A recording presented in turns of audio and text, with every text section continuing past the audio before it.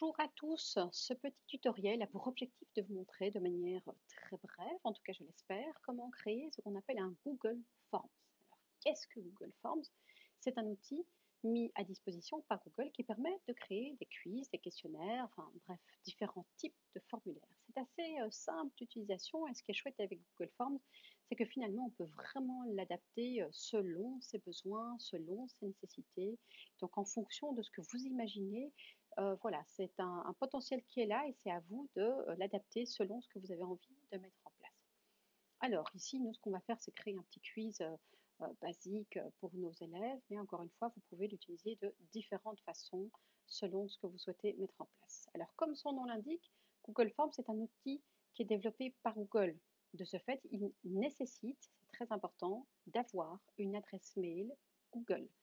Si vous n'avez pas d'adresse mail Google, je vous invite à en créer une. Donc, c'est une adresse qui va se terminer par gmail.com. Donc, vous devez disposer d'une adresse gmail.com. Donc, une fois que vous avez votre adresse Gmail, eh bien, tous les outils de Google sont à votre disposition. Moi, pour créer ce Google Forms, je vais passer par mon Drive. Et pour passer par mon Drive, moi, je vais cliquer sur l'outil clavier qui se trouve là. Je clique dessus et j'ai accès ici à mon Drive. Et c'est comme ça que je vais pouvoir créer mon Google Forms, c'est en passant par mon Drive. En passant par mon Drive, je vais cliquer ici sur le bouton plus qui indique nouveau.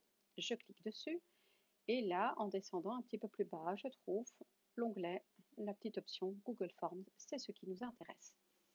Voilà, Google Forms va s'ouvrir. On a ici un questionnaire de départ. Et donc, ce questionnaire de départ, je vais pouvoir l'alimenter par du contenu selon ce que j'ai envie de mettre en place. Les couleurs ici sont des couleurs par défaut. Tout ça est évidemment modifiable. Pour modifier par exemple les couleurs, je vais cliquer sur la petite palette qui se trouve ici au-dessus, qui s'intitule Personnaliser le thème. Je clique dessus. Boum. Et là, j'ai la possibilité de choisir une image d'en-tête et puis après de changer différentes couleurs. Je vais choisir d'abord une image d'en-tête. Vous voyez que Google me propose déjà différentes images. Ok, je peux aussi éventuellement en importer une qui se trouverait éventuellement sur mon ordinateur ou sur une clé USB ou sur un disque dur externe. Ici, moi, je vais me contenter d'utiliser ce que Google me propose et je vais utiliser, admettons, cette image aussi. Voilà. Je vais insérer. Donc, j'ai cliqué sur ceci et j'insère. Mon image va venir se greffer au-dessus de mon formulaire. Boum. Alors, je ne sais pas si vous l'avez remarqué, mais au départ, on avait un fond de couleur lilas. Et ici, le fond a changé. Pourquoi? C'est parce que l'image qui est ici va modifier l'apparence, va modifier les couleurs de mon arrière-plan. Donc ici, mon image, c'est des couleurs plutôt chaudes. Et donc, de ce fait-là, eh bien, l'arrière-plan aura changé, mais libre à moi de changer ces couleurs, hein, parce que malgré tout, j'ai quand même un petit peu la main là-dessus, même si je n'ai pas énormément de possibilités, mais c'est toujours possible d'avoir la main dessus. Changer la police d'écriture, voilà, j'ai 4 polices d'écriture, ce n'est pas énorme, mais c'est déjà ça. Mon questionnaire est prêt, à moi maintenant de l'alimenter et de rajouter mes questions selon ce que je souhaite mettre en place. En guise d'exemple, on va partir sur pom, qu'est-ce que j'ai fait? On va remettre en arrière. Pom, qu'est-ce qu'on fait là? Voilà, ça va mieux, désolé. On va attribuer un titre à mon document, à mon formulaire. Si je souhaite réaliser un quiz sur un livre qui aura été donné aux enfants, un quiz de lecture, je peux donner comme titre quiz selon et le titre du livre, par exemple, si vous connaissez Björn le Morfir, par exemple, très chouette livre pour des enfants de 5-6. Je vous le conseille. En guise de première question, très très important, quel que soit votre public, que ce soit pour des enfants ou éventuellement des collègues ou des parents d'élèves, la première question c'est d'identifier très clairement qui est occupé à compléter ce formulaire, qui est occupé à compléter ce quiz. Alors en guise de première question ici, capitale, c'est qui es-tu? Bon, j'ai l'habitude de le faire, c'est de demander directement quel est ton nom, qui êtes-vous, et ici qui es-tu? Mais en écrivant cette question-là, qui es-tu? Je vois que c'est une question de type choix multiple. Je vais enlever cette option-là et aller chercher réponse courte de manière à permettre à l'enfant d'avoir l'espace pour écrire soit son nom, soit son prénom, soit les deux. Je rends cette question obligatoire de façon à faire en sorte que chacun passe par ces questions. On est obligé de répondre à cette question. Pour Pour la question suivante, c'est très simple, je clique sur plus, ajouter une question, hop, voilà. Pour la question suivante, admettons, je vais chercher quelque chose de très simple, une question à choix multiple concernant le premier chapitre. Le premier chapitre s'intitule Elle est méchante, virgule, de qui parle-t-on?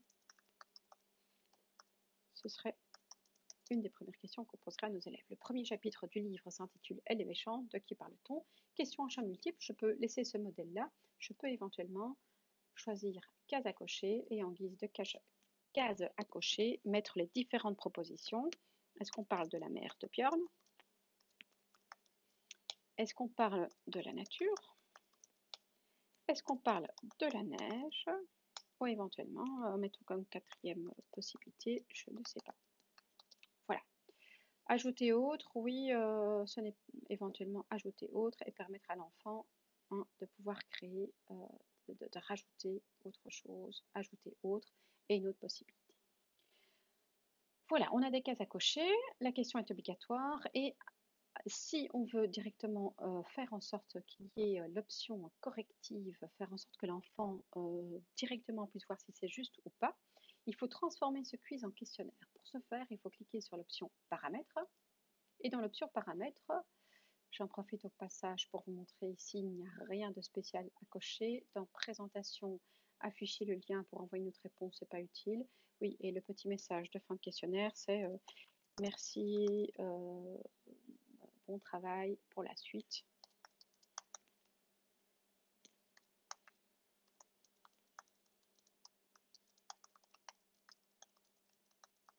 Voilà, un petit message à la fin de mon questionnaire. Alors, je reviens ici. Donc, c'était l'option questionnaire, c'est ça qui m'intéresse. On va convertir en questionnaire. Pourquoi c'est important de cocher cette option-là? Ça permet directement à l'enfant de savoir se situer et d'avoir une idée précise de sa note. Et ça, c'est assez utile pour le feedback. On lui donne directement un feedback par rapport à son quiz, s'il est dans le bon ou pas. J'enregistre. Et alors, une fois que j'ai fait ça, j'ai quelque chose en plus qui s'est rajouté, c'est le corriger. Et là, je vais dire quelle est la bonne réponse. Et la bonne réponse, c'est ceci.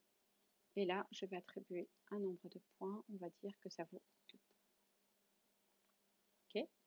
Je crée une troisième question assez vite.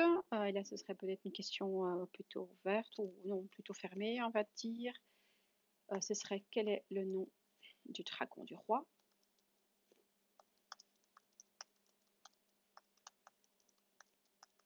Voilà, et là, on va permettre à l'enfant de répondre. On est dans un mode réponse courte. Et là, en guise de corriger, on va écrire toutes les réponses possibles.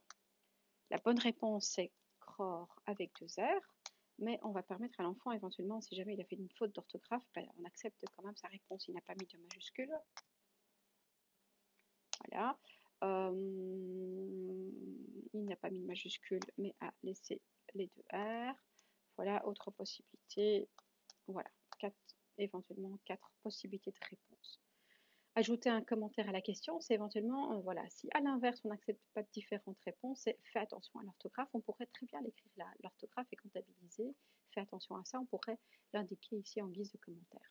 J'attribue des points. Donc ici, on est bien d'accord que ce sont les 4 réponses possibles. La bonne réponse, c'était la première, mais on accepte ces réponses-ci parce qu'on considère que peut-être l'enfant a peut-être fait une faute d'orthographe quelque part. Si ce n'est pas le cas, on pourrait écrire en guise de commentaire « Attention, l'orthographe est comptabilisée ». Je termine. Voilà, on a les 4 réponses possibles. Je rends cette question, hop, obligatoire, c'est là qu'il faut cocher. Voilà, mon questionnaire est prêt, je vais pouvoir l'envoyer. Mais avant de l'envoyer, je vais déjà le visualiser en cliquant sur « Aperçu ». Je clique là-dessus. Je vois que ça se présente comme ceci. On va même répondre pour voir de quelle manière ça peut s'utiliser. Donc, qui es-tu? On va dire que c'est test, ou c'est moi. Voilà, qui es-tu? C'est moi. Alors, le premier chapitre s'intitule Les méchantes de qui parle-t-on? On parle de la neige. Quel est le nom du roi et du dragon? On va écrire la bonne réponse. 2 points, 2 points. J'envoie. Je n'ai pas la réponse directement. Il faut cliquer. Vous voyez mon petit message sur afficher la note, et là j'ai la note qui s'affiche, bingo, j'ai 4 sur 4, voilà. Donc ici l'enfant peut assez rapidement voir s'il a bien répondu, il a un feedback rapide et donc ça c'est très utile. Je reviens en arrière Et donc là, maintenant, je vais diffuser, je vais communiquer mon questionnaire qui est terminé. Oui, au passage, je vois que j'ai une réponse, hein, c'est la réponse que je viens d'avoir ici maintenant. J'ai toutes sortes de statistiques, ça peut être utile. Donc vous allez pouvoir voir les réponses de vos enfants. Donc moi a répondu et il a écrit ça. Et donc vous allez pouvoir voir toutes les réponses de vos élèves. Pour pouvoir envoyer votre quiz, il suffit de cliquer là-dessus. Je vais aller chercher ici l'option lien. C'est ça qui m'intéresse. Je vais récupérer tout ce lien qui se trouve ici. Je peux même le raccourcir pour avoir un lien un petit peu plus court. Et là, je vais le copier-coller. Et c'est ce lien-là qui sera diffusé. Soit c'est ce lien-là que je vais transmettre aux parents éventuellement, mais je peux aussi utiliser ce lien-là qui sera déposé quelque part sur une plateforme, par exemple. On pourra montrer tout à l'heure éventuellement comment utiliser Padlet et on pourra très bien mettre ce lien-là sur un Padlet.